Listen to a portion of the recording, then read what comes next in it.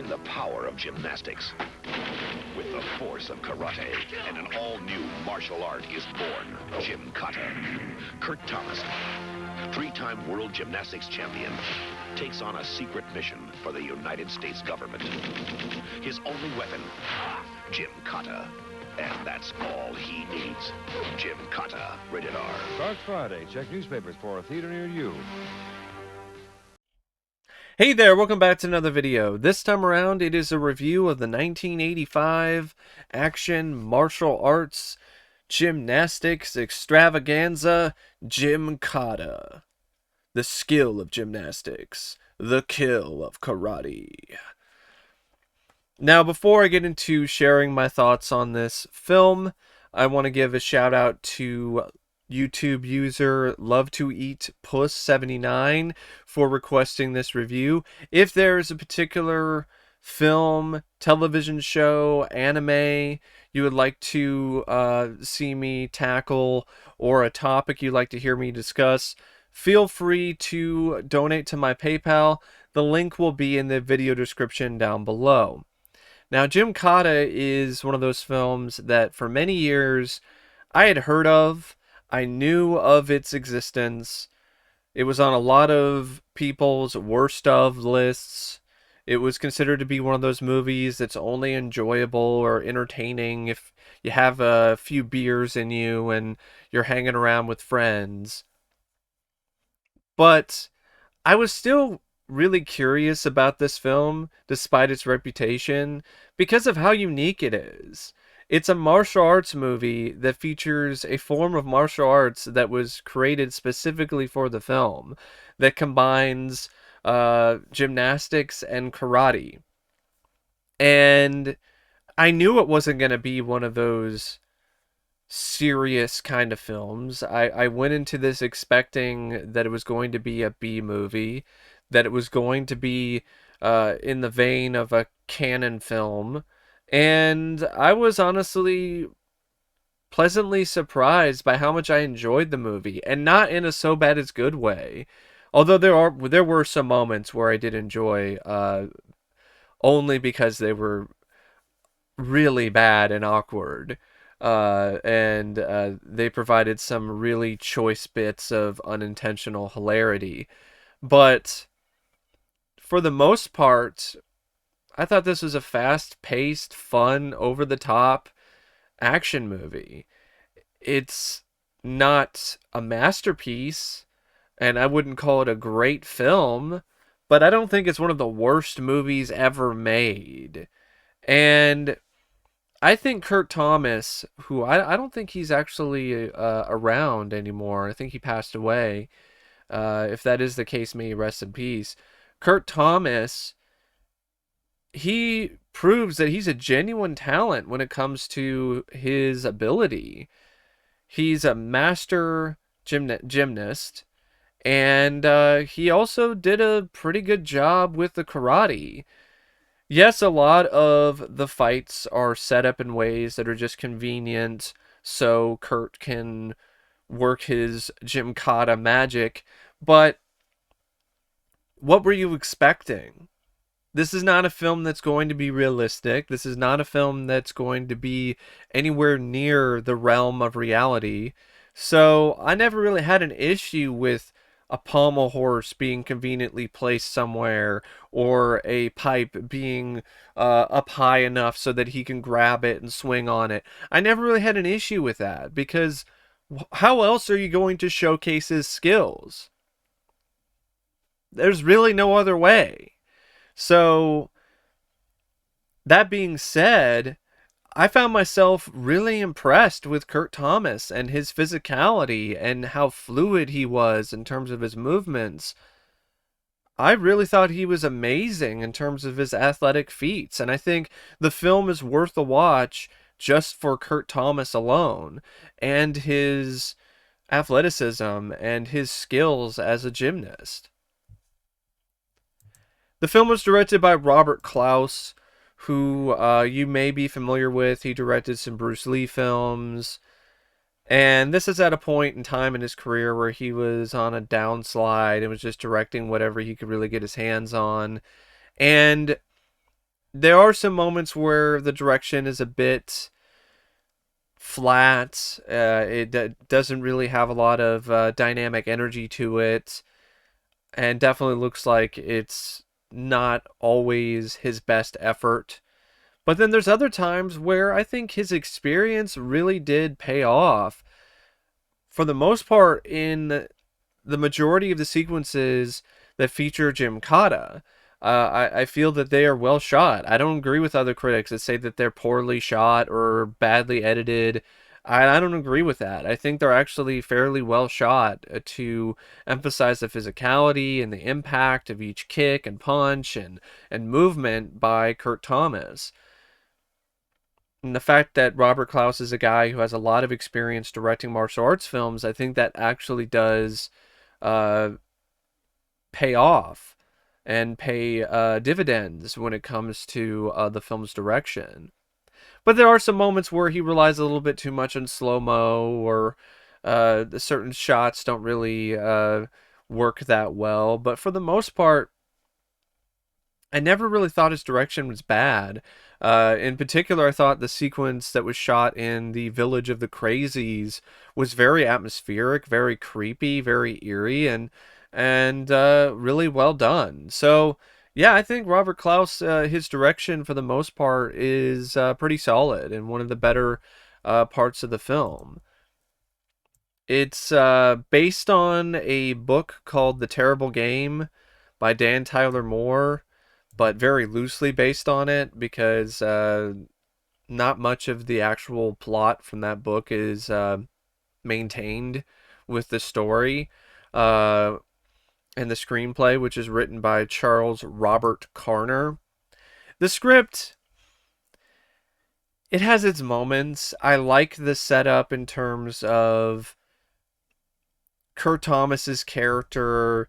Jonathan Cabot, he's got to go to this fictional continent, or not really continent, this fictional country, and I think it's called Parmistan. And he's got to take part in this competition called the Game, where if you win, you get one wish, or one thing that you want to ask for from the government. And the reason why this is such a big deal is that there is something going on with the Star Wars program, which was a real program that was dealing with nuclear weapons defense. And if it's in the wrong hands, it could be disastrous because it's a lot of lasers that are around the rest of the globe.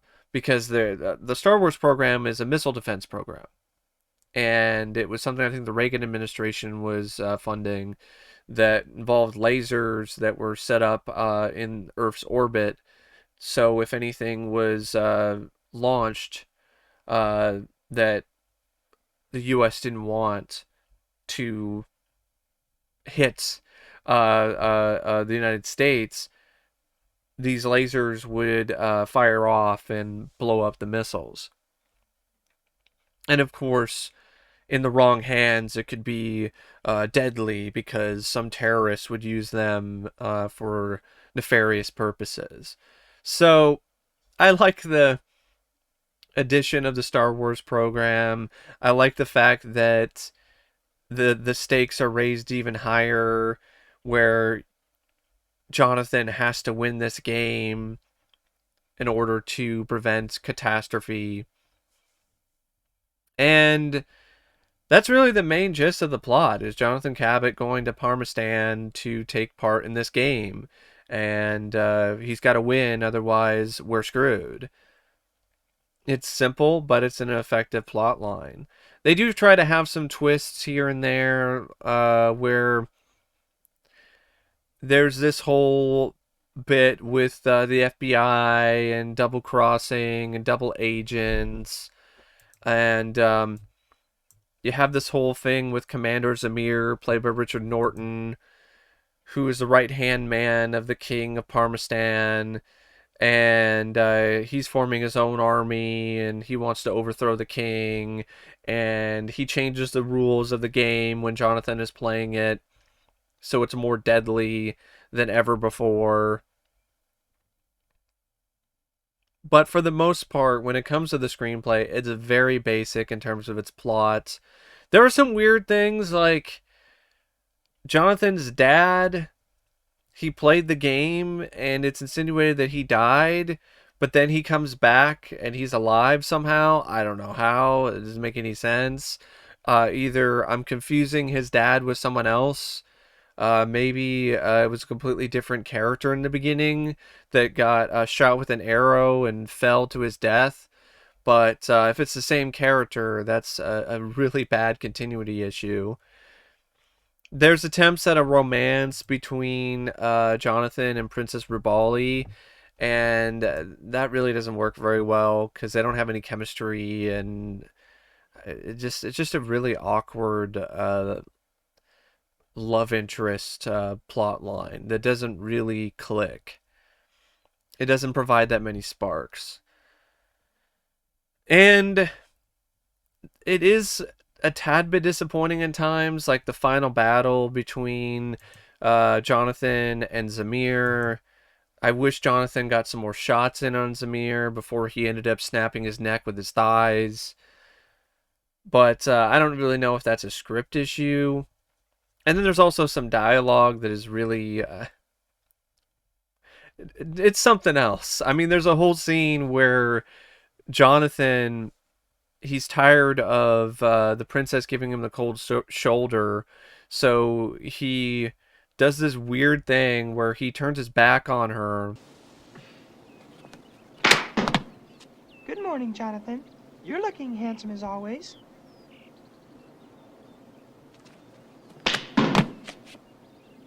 Did you sleep well?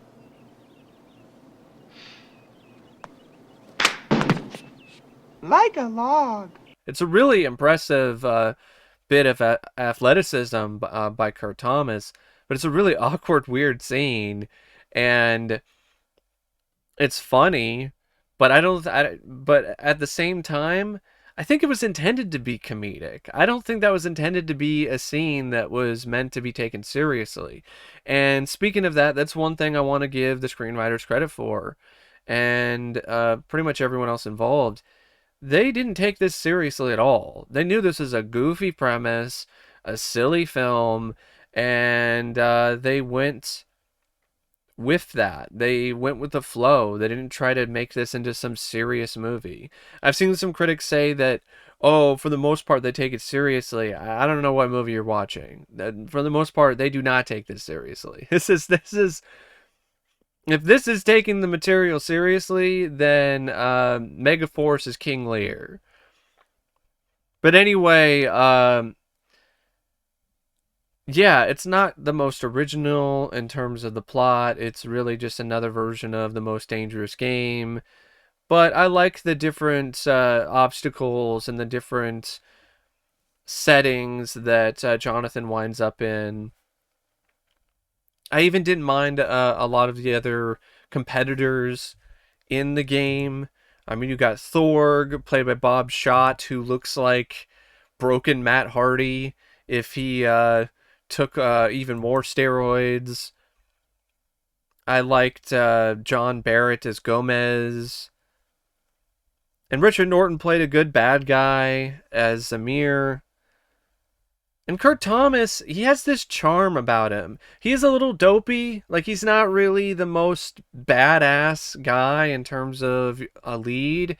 But he had this certain charm to him, though, that I really felt worked. I liked him. I liked the character. And he wasn't the best actor in the world, but, I mean, let's be honest. Steven Seagal wasn't the best actor when he did his early films. Neither was Michael Dudikoff or some of these other martial arts stars like Olivia Gruner or Jeff Wincott.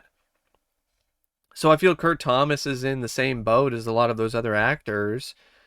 I feel if he did more films, he would have potentially gotten better as an actor, but he just did this one film and that was it. this is such a bizarre movie because it's one of those films. It's like, how did this get made? Who decided that this was going to be worth spending money on, especially a major studio like MGM? MGM was like, yeah, we'll make this gymnastics martial arts movie. There's a bunch of other projects we could do instead, but let's do this. A film that was bound to not do well in the box office or critically because it's such a bizarro concept. But at the same time, I'm glad they made it because it really is unique.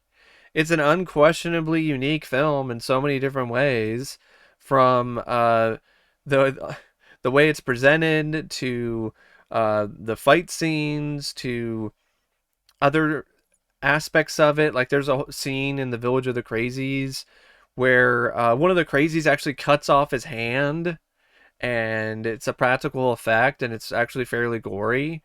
And then there's another moment where there's this guy who's disguising himself as another villager, but the twist is that he's got a mask on the other side of his head. So he's like one of the only people that can actually say that they have eyes in the back of their head. And it's just one of those movies that really is pure camp, pure comic book, but there's a certain entertainment value to that kind of film. It's not the smartest film. It's not the most clever movie out there. It does have some moments that really don't land very well in terms of the humor, or some of the action sequences. For instance, anything that deals with a shootout is pretty lame, to be honest. But despite the unrealism, it's actually a lot of fun to watch the Gymkata scenes, to just see Kurt Thomas go to work. And yeah, is it something that makes a whole lot of sense? No.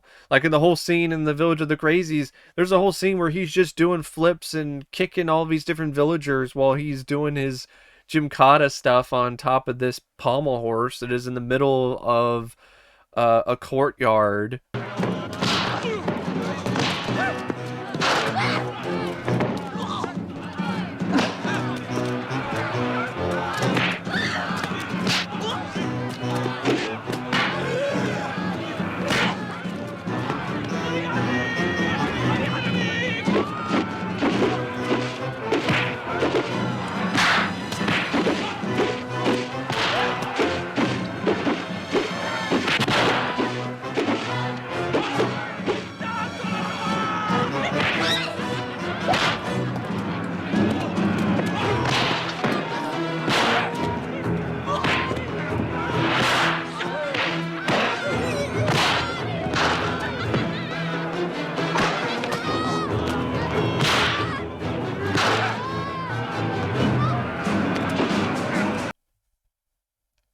And there are other aspects of the movie that I thought were pretty good too. Like, I actually like the score by Alfie Cablaggio. It was a score that at times was repetitive, but at other times I actually liked the music that was played in the film. Would have been nice to hear some 80s AOR tracks or something. This is the kind of film that feels like it really is missing that kind of music. But the score, it was actually kind of epic at times, and I actually didn't mind it. I thought it was another highlight when it comes to this movie that most people just consider to be one low light after another, and I just don't really see it the same way. I enjoyed watching this movie. I thought it was fun. Was it dumb? Absolutely. But it was also really fun to watch. It never really overstayed its welcome in terms of its pacing. It's 90 minutes and it's a breeze to watch because, for the most part, there really isn't a dull moment. There was a one scene where they kind of slowed down and had a festival at the King's Palace. But other than that, it's just one action scene after another. There's always a scene where something is happening.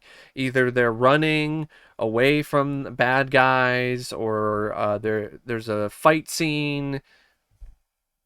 So it's not one of those films where there's just long patches of nothing happening. It really is a pretty fast-paced film. And yes, some of the fight scenes are better than others. I've mentioned that multiple times throughout this video, but it definitely is true. And there are some questionable decisions when it comes to the story. Like, for instance, these ninjas that just stand there in the middle of the game's grounds with, like, flags. And they're, like, all over the place. There's ninjas that are standing on top of a rock in the middle of a lake. There's ninjas that are just standing off to the side. And I think their job is to just watch the competitors and to just see if they all get past a certain checkpoint. But I just thought that was hilarious that you just have these ninjas, these guys who are just holding flags in random ass places. Like, imagine being the guy who was assigned to get up on that rock in the middle of a fucking lake and just stand there with a flag. That's pretty funny just thinking about it, really. Editing at times is a little off, a little choppy by Robert A. Ferretti. The cinematography by Jeffrey A. Godar is not really anything that impressive. And at times the film really does feel like it's a film that takes place in the Middle Ages. It does. It has this medieval vibe to it. It almost feels like a sword and sorcery film at some points. And then all of a sudden, it's a martial arts gymnastics movie. I think it's because of how Parmistan is portrayed. It's portrayed as some backwards part of the world that is stuck in a time loop, and is still operating as if it's the Middle Ages. But yeah, it's just one of those films you got to see it to believe it. Honestly, I can explain it as much as I want to, but it's still one of those movies where you have to see Gymkata to really believe the pure cocaine insanity of this concept and this overall film. Like I said, it's not perfect. It's not what I would call a great movie. It's not even one of my favorite films, but I still enjoyed it. I found it to be entertaining. And if you like canon films like American Ninja or Ninja 3, I honestly think you can get some enjoyment out of Gymkata.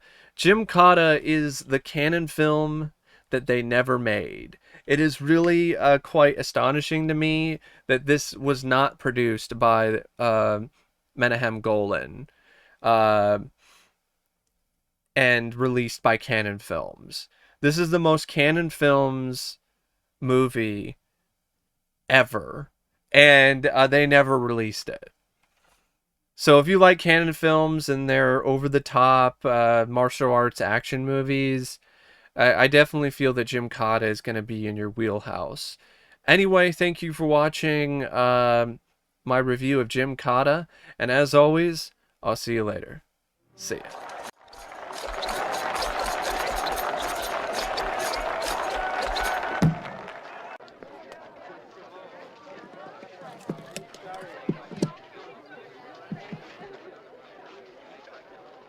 You must understand. She's mine. It's not over yet. So put your hardware back in your pants.